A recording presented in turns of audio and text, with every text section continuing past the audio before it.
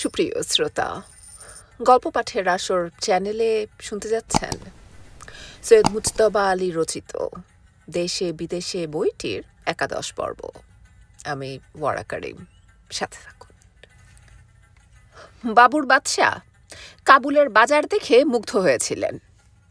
বহু জাতের ভিড়ে কান পেতে যেসব ভাষা শুনেছিলেন তার একটা ফিরিস্তিও তার আত্মজীবনীতে দিয়েছেন। আরবি, ফার্সি, তুর্কি, মোগলি, হিন্দি, আফগানি, পশাই, প্রাচী, গেবেরি, বেরেকি ও লাগমানি। প্রাচী হল পূর্ব ভারতবর্ষের ভাষা, অযোধ্যা অঞ্চলের পুরবিয়া। বাংলা ভাষা তারই আওতায় পড়ে। সেসব দিন গেছে। তামাম কাবুলে এখন যুক্ত প্রদেশের 3 জন লোকও আছে কিনা সন্দেহ। তবু প্রাণ আছে, আনন্দ আছে। বাজারের শেষ প্রান্তে প্রকাণ্ড সরাই, সেখানে সন্ধ্যার নামাজের পর সমস্ত মধ্যপ্রাচ্য কাজকর্মে ইস্তফা দিয়ে বেঁচে থাকার মূল চৈতন্যবোধকে পঞ্চেন্দ্রিয়ের রস গ্রহণ দিয়ে চাঙ্গা করে তোলে। মঙ্গলরা পিঠে বন্দুক ঝুলিয়ে ভারী রাইডিং বুট পরে বাবরি চুলে ঢেউ খেলিয়ে গোল হয়ে সরাই চত্বরে নাচতে আরম্ভ করে। বুটের ধমক, তালে তালে হাততালি, আর সঙ্গে সঙ্গে কাবুল শহরের চতুর্দিকের পাহাড় প্রতিধ্বনিত করে তীব্র কণ্ঠে আমদরিয়া পাড়ের মঙ্গল সঙ্গীত। থেকে থেকে নাচের তালের সঙ্গে ঝাঁকুনি দিয়ে মাথা নিচু করে দেয়, আর কানের দুপাশের বাবরি চুল সমস্ত মুখ ঢেকে ফেলে। লাফ দিয়ে 3 হাত উপরে উঠে শূন্যে 2 পা দিয়ে ঘন ঘন ঢেরা কাটে, আর 2 হাত মেলে দিয়ে বুক চেতিয়ে মাথা পিছনের দিকে ঠেলে বাবরি চুল দিয়ে সবুজ জামা ঢেকে দেয়। কখনো কোমর 2 ভাঁজ করে নিচু হয়ে বিলম্বিত তালে আস্তে আস্তে হাততালি, কখনো 2 হাত শূন্যে উৎক্ষিপ্ত করে ঘূর্ণি হাওয়ার চরকিবাজি। সমস্তক্ষণ চক্কর ঘুরেই যাচ্ছে, ঘুরেই যাচ্ছে। আবার এই সমস্ত হট্টগোল উপেক্ষা করে দেখবেন সরাইয়ের এক কোণে কোনো ইরানি কানের কাছে সেতার রেখে মোলায়েম বাজনার সঙ্গে হাফিজের গজল গাইছে, আর 5 জন চোখ বন্ধ করে বুঁদ হয়ে দূর ইরানের গুল বুলবুল আর নিঠুরা নিদয়া প্রিয়ার ছবি মনে মনে এঁকে নিচ্ছে। আরেক কোণে পীর দরবেশ চায়ের মজলিসের মাঝখানে দেশ বিদেশের ভ্রমণ কাহিনী, মেশেদ কারবালা, মক্কা মদিনার তীর্থের গল্প বলে যাচ্ছেন। কান পেতে সবাই শুনছে। বুড়োরা ভাবছে কবে তাদের উপর আল্লাহর করুণা হবে, মওলা কবে তাদের মদিনায় ডেকে নিয়ে যাবেন প্রান্ত ওষ্ঠাগত। ঠোঁটের উপর দম এসে গেছে, বাঁচাও মুহাম্মদ, হে প্রভু আমায় ডাকো মদিনায়, ধরেছি তোমার পদ। পুস্তিন ব্যবসায়ীর কুঠুরিতে কবির মজলিস, অজাতশশ্রু সুনীল গুম্ফো, কাজল চোখ। তরুণ কবি মোমবাতির সামনে হাঁটু মুড়ে বসে তুলোট কাগজে লেখা কবিতা পড়ে শোনাচ্ছেন। তার এক পদ পড়ার সঙ্গে সঙ্গে তামাম মজলিস এক গলায় পদের পুনরাবৃত্তি করছে। মাঝে মাঝে উৎসাহিত হয়ে মারহাবা, আফরিন, সাবাস বলে উচ্চকণ্ঠে কবির তারিফ করছে। 4 সর্দারজিতে মিলে একটা পুরনো গ্রামোফোনের নখের মতো পালিশ 3খানা রেকর্ড ঘুরিয়ে বাজাচ্ছে। Hardy Botola, Bharati Botola, panjabi Botola, লাল বোতলা। হায়, কাবুলে বোতল বারণ, কে জানতো শ্রবণেও অর্থ পান। আর আসল মজলিস বসেছে কুহিস্তানের তাজিকদের আড্ডায়। হেড়ে গলায় আকাশ বাতাস কাঁপিয়ে দেয়াল পাথর ফাটিয়ে কোরাস গান। আয় ফাতু জানে মা, ফাতু জান, বার তু সম কুরবান। ওগো ফাতু জান, তুহারি লাগিয়া দিল জান দিয়া, হব আমি কুরবান। উত্তরে ফাতুজান যেন অবিশ্বাসের সুরে বলছেন, চেরা রাফতি হিচনে গুফতি দূর হিন্দুস্থান, অর্থাৎ কেন গেলে আমায় ফেলে দূর হিন্দুস্থান। সহস্রপাদ বৈষ্ণব পদাবলিতে যখন এই প্রশ্নের উত্তর নেই, তখন তাজিক ছোকরার লোকসঙ্গীতে তার উত্তরের আশা করেন কোন অভিনব মম্মট। মথুরার সিংহাসন জয়, হিন্দুস্থানে রাইফেল ক্রয়, দুটোই বদখত বেতালা উত্তর। হাজারো যুক্তি দিয়ে গীতা বানিয়ে শ্রীকৃষ্ণ অর্জুনের সব প্রশ্নের উত্তর দিয়েছিলেন, কিন্তু মথুরা জয়ের যুক্তির হাল যমুনায় পানি পাবে না বলেই তিনি সেটা ব্রজসুন্দরী শ্রীরাধার দরবারে পেশ করেননি। বাল্হিকের বল্লভ তাই নীরব।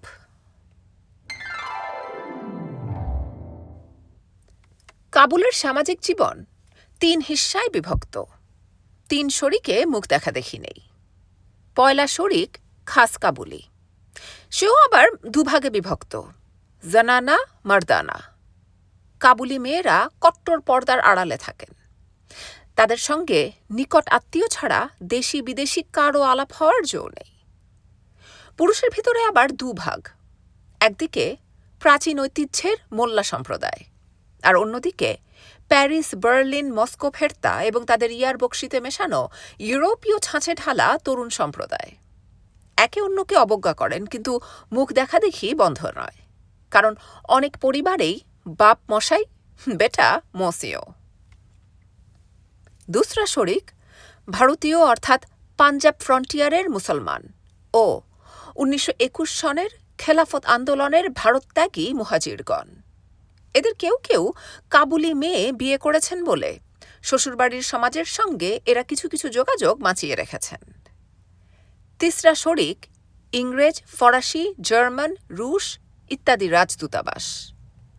আফগানিস্তান ক্ষুদে গরিব দেশ, সেখানে এতগুলো রাজদূতের ভিড় লাগাবার কোনো অর্থনৈতিক কারণ নেই, কিন্তু রাজনৈতিক কারণ বিস্তর। ফরাসি, জার্মান, ইতালি, তুর্ক সব সরকারের দৃঢ় বিশ্বাস ইংরেজ রুশের মোষের লড়াই একদিন না একদিন হয় খাইবার পাসে নয় হিন্দু কুশে লাগবেই লাগবে। তাই দু দলের পায়তারা কষার খবর সরজমিনে রাখার জন্যে এক গাদা রাজদূতাবাস। তবু পয়লা শরিক আর দুসরা শরিকে দেখা সাক্ষাৎ কথাবার্তা হয়। দুসরা শরিকের অধিকাংশই হয় কারবারি নয় মাস্টার প্রফেসর। দু দলের সম্পূর্ণ আলাদা হয়ে থাকা অসম্ভব। কিন্তু পয়লা ও তেসরা ও দুসরা তেসরাতে কখনোই কোনো অবস্থাতেই যোগাযোগ হতে পারে না। যদি কেউ করার চেষ্টা করে তবে সে স্পাই। মাত্র একটি লোক নির্ভয়ে কাবুলের সব সমাজে অবাধে গতায়েত করতেন। বাগদানাফ সাহেবের বৈঠকখানায় তার সঙ্গে আমার আলাপ হয়। নাম দোস্ত মুহাম্মদ খান, যাতে খাস পাঠান। প্রথম দিনের পরিচয়ে শেক হ্যান্ড করে ইংরেজি কায়দায় জিজ্ঞেস করলেন, হাউ ডু ইউ ডু? দ্বিতীয় সাক্ষাৎ রাস্তায়। দূরের থেকে কাবুলি কায়দায় সেই প্রশ্নের ফিরিস্তি আউড়ে গেলেন, খুব হাসতি, জোর হাসতি ইত্যাদি, অর্থাৎ ভালো আছেন তো, মঙ্গল তো, সব ঠিক তো, বেজায় ক্লান্ত হয়ে পড়েননি তো। তৃতীয় সাক্ষাৎ তার বাড়িরই সামনে। আমাকে দেখা মাত্র চিৎকার করে বললেন, বাফার মাইদ, আসুন আসুন, আসতে আজ্ঞা হোক, কাদমে তান মোবারক, আপনার পদদয় পুত পবিত্র হোক, চশমে তান রোশন, আপনার চক্ষুদয় উজ্জ্বলতর হোক, সানায়ে তান দারাজ, আপনার বক্ষস্কন্ধ বিশালতর হোক। তারপর আমার জন্যে যা প্রার্থনা করলেন সেটা ছাপালে এদেশের পুলিশ আমাকে জেলে দিবে। আমি একটু থতমত খেয়ে বললুম, কি যাতা সব বলছেন? দোস্ত মুহাম্মদ চোখ পাকিয়ে তম্বি লাগালেন, কেন বলবো না? আলবাত বলবো, 100 বার বলবো। আমি কি কাবুলের ইরানি যে ভদ্রতা করে সব কিছু বলবো সত্যি কথাটি ছাড়া? আমি পাঠান, আমার ঘোড়ার লাগাম নেই, আমার জিভেরও লাগাম নেই। ঘরে বসিয়ে কানের কাছে মুখ এনে ফিসফিস করে বললেন, বাড়ি ঘর তোর সব গুছিয়ে নিয়েছেন তো? চাকর বাকর, রুটি গোস্ত, কিছু যদি দরকার হয় আমাকে বলবেন, সব জোগাড় করে দিতে পারি, কাবুলের তাখ্তটি ছাড়া। তাও পারি, কিন্তু একটা কি না খোঁজ পড়ে যাবে। কিন্তু ওটায় নজর দিয়ে কোনো লাভ নেই, বড্ড শক্ত, আমি বসে দেখেছি। আমি বললুম, কাবুলের সিংহাসনে বসা যে শক্ত সে তো আর গোপন কথা নয়। দোস্ত মুহাম্মদ আমার কথা শুনে গম্ভীর হয়ে গেলেন। আমি ভয় পেয়ে ভাবলুম বোধহয় বেফাঁস রসিকতা করে ফেলেছি, কিন্তু দোস্ত মুহাম্মাদের উত্তর শুনে অভয় পেলুম। বললেন, আহা বাঁচালে দাদা, তোমার তাহলে রসকস আছে। তোমার দেশের লোকগুলোর সঙ্গে আলাপ করে দেখেছি, বড্ড বেহুল্লোড়, বেআড্ডা, বেরসিক, কি গম্ভীর মুখ, দেখে মনে হয় হিন্দুস্থান স্বাধীন করার দুর্ভাবনা যেন ওদেরই ঘাড়ে। অদ্ভুত লোক, অশ্লীল কথা বললেন রাস্তায় চেঁচিয়ে, চাকর বাকর বন্দোবস্ত করে দেবেন বললেন ঘরের ভিতর বসিয়ে ফিসফিস করে। রসিকতা শুনে যখন খুশি তখন মুখ হলো গম্ভীর। ভাবলুম এবার যদি দুটো একটা কটুবাক্য বলি তবে বোধহয় অট্টহাস্য করে উঠবেন। ততক্ষণে তিনি একটা কুশনে মাথা দিয়ে কার্পেটের উপর শুয়ে পড়েছেন। চোখ বন্ধ করে বললেন, কি খাবে? চা, রুটি, পোলাও, গোস্ত, আঙুর, নাশপাতি, যা খুশি। বাজারে সব পাওয়া যায়, বাড়িতে কিছু নেই। আমি উত্তর দেওয়ার আগেই লাফ দিয়ে উঠে বললেন, না না, আছে, সিগারেট আছে, দাঁড়াও। বলে দরজার কাছে গিয়ে মুখ বাড়িয়ে গভীর সন্দিগ্ধ দৃষ্টিতে এদিক ওদিক তাকালেন। তারপর আস্তে আস্তে দরজা বন্ধ করে পা টিপে টিপে সোফার পিছনে হাঁটু গেড়ে সোফা আর দেয়ালের মাঝখানের কার্পেট তুলে এক প্যাকেট সিগারেট বের করলেন। আমি তো অবাক। সামান্য সিগারেট, মদের বোতল নয়, প্যারিসের ছবি নয়, যে এতটা লুকিয়ে রাখবেন। আর কার কাছ থেকেই বা এত লুকোবেন? শুনি দোস্ত মুহাম্মদ করুণ কণ্ঠে আর্তনাদ করে উঠেছেন, ওরেও হারামজাদা আগা আহমদ, তোকে আমি আজ খুন করব। রাইফেলটা সঙ্গে নিয়ে আয় বেটা। ওরে নেমক হারাম, তোকে খুন করে আজ আমি গাজী হব, ফাঁসি গিয়ে শহীদ হব। আমার দিকে তাকিয়ে বললেন, ওহ কি পাষণ্ড! দরজা বন্ধ করে হুড়কো মেরে সিগারেট বের করি, লুকিয়ে রাখি যেন আলাউদ্দিনের পিদিম। তবু বেটা সন্ধান পেয়েছে। আর কি বেহায়া বেশরম, 10টা সিগারেটই মেরে দিয়েছে। ও! ততক্ষণে আগা আহমদ দরজা খুলে ঢুকেছে। কারো দিকে না তাকিয়ে, দোস্ত মুহাম্মাদের কোনো কথায় সাড়া না দিয়ে সোজা সোফার পিছনে গিয়ে কার্পেটের তলায় আরও বেশি দূর হাত চালিয়ে আরেক প্যাকেট পুরো সিগারেট বের করে আমার হাতেই দিল। বেরোবার সময় দৌড়ের গোড়ায় একবার দাঁড়ালো। এক ঝলকের তরে দোস্ত মুহাম্মাদের দিকে তাকিয়ে বলল, খালি প্যাকেটটা আমার, লুকিয়ে রেখেছিলুম। দোস্ত মুহাম্মাদের চোখের পাতা পড়ছে না। অনেকক্ষণ পরে বললেন, কি অসম্ভব বদমায়েশ! আর আমাকে বেকুব বানাবার কায়দাটা দেখলেন গর্ভস্রাবটার? শুধু তাই, নিত্য নিত্য আমাকে বেকুব বানায়। তারপর মাথা দুলিয়ে আপন মনেই বললেন, কিন্তু দাঁড়াও বাচ্চা, শ্যাকরার ঠুকঠাক, কামারের এক ঘা। আমার দিকে তাকিয়ে বললেন, ওর 5 বছরের মাইনে 300 টাকা আমার কাছে জমা আছে। সেই টাকাটা লোপাট মেরে রাইফেল কাঁধে করে একদিন পাহাড়ে উধাও হয়ে যাব, তখন জাদুটি টের পাবে। আমি জিজ্ঞেস করলুম, আপনি কলেজ যাবার সময় ঘরে তালা লাগান? তিনি বললেন, একদিন লাগিয়েছিলুম, কলেজ থেকে ফিরে দেখি সে তালা নেই, আরেকটা পর্বত প্রমাণ তালা তার জায়গায় লাগানো। ভাঙবার চেষ্টা করে হার মানলুম। ততক্ষণে পাড়ার লোক জমে গিয়েছে, আগা আহমদের দর্শন নেই। কি আর করি, বসে রইলুম হি হি শীতে বারান্দায়। হেলে দুলে আগা আহমদ এলেন ঘণ্টাখানেক পরে। পাষণ্ড কি বলল জানো? ও তালাটা ভালো নয় বলে একটা ভালো দেখে তালা লাগিয়েছি। আমি যখন মার মার করে ছুটে গেলুম তখন শুধু বলল, কারু উপকার করতে গেলেই মার খেতে হয়। আমি বললুম, তালা তাহলে আর লাগাচ্ছেন না বলুন। কি হবে? আগা আহমদ আফ্রিদি, ওরা সব তালা খুলতে পারে। জানো, এক আফ্রিদি বাজি ফেলে আমির হাবিবুল্লার নিচের থেকে বিছানার চাদর চুরি করেছিল। আমি বললুম, তালা যদি না লাগান তবে একদিন দেখবেন আগা আহমদ আপনার দামি রাইফেল নিয়ে পালিয়েছে। দোস্ত মুহাম্মদ খুশি হয়ে বললেন, তোমার বুদ্ধিশুদ্ধি আছে দেখতে পাচ্ছি, কিন্তু আমি তত কাঁচা ছেলে নই। আগা আহমদের দাদা আমাকে আর বছরে 600 টাকা দিয়েছিল ওর জন্যে দাও মতো একটা ভালো রাইফেল কেনার জন্যে। এটা সেই টাকায় কেনা, কিন্তু আগা আহমদ জানে না। ও যদি রাইফেল নিয়ে উবে যায় তবে আমি তার ভাইকে তক্ষুনি চিঠি লিখে পাঠাবো, তোমার ভ্রাতৃহস্তে রাইফেল পাঠাইলাম, প্রাপ্তি সংবাদ অতি অবশ্য জানাইবা। তারপর 2 ভাইয়েতে। আমি বললুম, সুন্দর উপসুন্দের লড়াই। দোস্ত মুহাম্মদ জিজ্ঞাসা করলেন, রাইফেলের জন্য তারা লড়েছিল? আমি বললুম, না, সুন্দরের জন্য।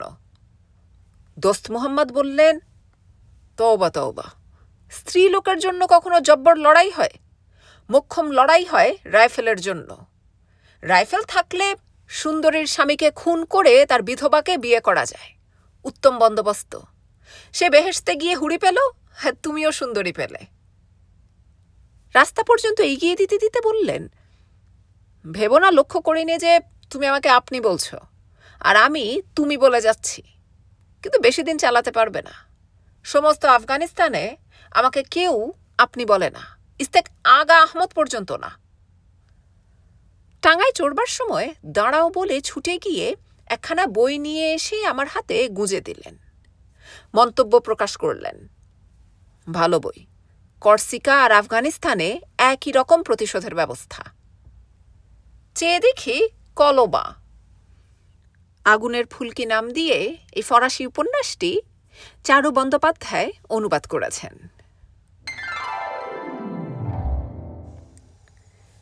দিন 10 পরে একদিন জানালা খুলে দেখি দোস্ত মুহাম্মদ। ছুটে গিয়ে দরজা খুলে কাবুলি কায়দায় ভালো আছেন তো, মঙ্গল তো, সব ঠিক তো বলতে আরম্ভ করলুম। কিন্তু আশ্চর্য হয়ে লক্ষ্য করলুম দোস্ত মুহাম্মদ কোনো সাড়া শব্দ না দিয়ে আপন মনে কিসব বিড়বিড় করে বলে যাচ্ছেন। কাছে এসে কান পেতে যা শুনলুম তাতে আমার দম বন্ধ হবার উপক্রম। সরল বাংলায় তর্জমা করলে অর্থ দাঁড়ায়, তোর কোমর ভেঙে 2 টুকরো হোক, ক্ষুধা তোর 2 চোখ কানা করে দিন, তুই ফুলে উঠে ঢাকের মতো হয়ে যা, তারপর টুকরো টুকরো হয়ে ফেটে যা। আমি কোনো গতিকে সামলে নিয়ে বললুম, দোস্ত মুহাম্মদ কী সব আবল তাবল বকছেন? দোস্ত মুহাম্মদ আমাকে আলিঙ্গন করে 2 গালে 2টো বমশেল চুমো লাগালেন। তারপর বললেন, আমি কখনো আবল তাবল বকি নে। আমি বললুম, তবে এসব কি? বললেন, এসব তোর বালাই কাটাবার জন্য। লক্ষ্য করিসনি এদেশের বাচ্চাদের সাজিয়ে গুজিয়ে কপালের এক পাশে খানিকটা ভুসো মাখিয়ে দেয়? তোর কপালে তো আর ভুসো মাখাতে পারি নে, তাই কথা দিয়ে সেরে নিলুম। যাকে এত গালাগাল দিচ্ছি জম তাকে নেবে কেন, পরমায়ু বেড়ে যাবে, বুঝলি? লক্ষ্য করলুম গেলবার দোস্ত মুহাম্মদ আমাকে তুমি বলে সম্বোধন করেছিলেন, এবারে সেটা তুইয়ে এসে দাঁড়িয়েছে। ফার্সি ভাষায় আপনি তুমি তুই 3 বাক্য নেই, আছে শুধু সোমা আর তো, কিন্তু ওই তো দিয়ে তুমি তুই 2 বোঝানো যায়। যেরকম ইংরেজিতে যখন বলি ড্যাম ইউ, তখন তার অর্থ আপনি চুলোয় যান নয়, অর্থ তখন তুই চুলোয় যা। খাঁটি পাঠান আবার সোমা শব্দটাও ব্যবহার করে না, ইংরেজের মতো শুধু ওই এক ইউ জানে। বেদুইনের আরবিতেও মাত্র এক আন্তা। বোধহয় পাঠান ইংরেজ বেদুইনের ডেমোক্রেসি তার সম্বোধনের সমতায় প্রকাশ পেয়েছে। দোস্ত মুহাম্মদ স্মরণ করিয়ে দিলেন প্যারিস ফেরতা সাইফুল আলমের ছোট ভাইয়ের বিয়ের নেমন্তন্ন। সাইফুল আলম তাকে পাঠিয়েছেন আমাকে নিয়ে যেতে, গাড়ি তৈরি। সিগারেট দিয়ে বললুম, খান। বললেন, না, আব্দুর রহমানকে বলো তামাক দিতে। আমি বললুম, আব্দুর রহমানকে চেনেন তাহলে? বললেন, তোমাকে কে চেনে বাপু, তুমি তো 2 দিনের চিড়িয়া। আমাকে কে চেনে বাপু, আমিও 3 দিনের পাখি। যে পাহাড় থেকে নেমে এসেছি সে পাহাড়ের গর্ভে আবার ঢুকে যাব আগা আহমদের টাকাটা মেরে। আমি কে? মক্তবে আমানিয়ার অধ্যাপক অবশ্যই বটে, কিন্তু কটা লোক জানে? অথচ বাজারে গিয়ে পুছো, দেখবে সবাই জানে আমি হচ্ছি সেই মূর্খ যার কাঁধে বন্দুক রেখে আগা আহমদ শিকার করে, অর্থাৎ আগা আহমদের মনিব। তুমি কে? যার কাঁধে আব্দুর রহমান বন্দুক রেখেছে, শিকার করে কি না করে পরে দেখা যাবে, চাকর দিয়ে মনিব চিনতে হয়। আমি বললুম, বেশাক বেশাক। তারপর বাংলায় বললুম, গোপের আমি গোপের তুমি, তাই দিয়ে যায় চেনা। বললেন, বুঝিয়ে বলো। তর্জমা শুনে দোস্ত মুহাম্মদ আনন্দে আত্মহারা, শুধু বলেন, আফরিন আফরিন, শাবাশ শাবাশ, উমদা কবিতা, জরির কলম। তারপর মুখে মুখে শেষ লাইনের একটা অনুবাদও করে ফেললেন, মানে বুরুত তানে বুরুত বুরুত সানাকদার। তারপর বললেন, আমি আরবি ফার্সি আর তুর্কি নিয়ে কিছু কিছু নাড়াচাড়া করেছি, কিন্তু ভালো রসিকতা কোথাও বিশেষ দেখিনি। পদ্যে তো প্রায় নেই, বাংলায় বুঝি এরকম অনেক মাল আছে? আমি বললুম, না, মাত্র 2খানা কি 2.5খানা বই। দোস্ত মুহাম্মদ নিরাশ হয়ে বললেন, তাহলে আর বাংলা শিখে কি হবে? পেশাওয়ারের আহমদ আলী আর কাবুলের দোস্ত মুহাম্মাদে একটা মিল দেখতে পেলুম। দুজনই অল্প রসিকতায় খুব মুগ্ধ হন। তফাতের মধ্যে এইটুকু যে আহমদ আলীর জীবনের ধারা বয়ে চলেছে আর 5 জনের মতো, আর দোস্ত মুহাম্মাদের জীবন যেন নির্ঝরের স্বপ্নভঙ্গ, এক পাথর থেকে আরেক পাথরে লাফ দিয়ে এগিয়ে চলেছে। মাঝখানে রসিকতার সূর্যকিরণ পড়লেই রামধনুর রং মেখে নিচ্ছে। দু একবার মামুলি দুঃখ কষ্টের কথা বলতে গিয়ে দেখলুম সেসব কথা তার কানে যেন পৌঁছচ্ছেই না। বিলাস ব্যাসনেও শখ নেই। তিনি যেন সমস্তক্ষণ বোম্বাগড়ের সন্ধানে, যেখানে রাজার পিসি পাউরুটিতে পেরেক ঠোকেন, যেখানে পণ্ডিতেরা টাকের উপর ডাকের টিকিট আটেন।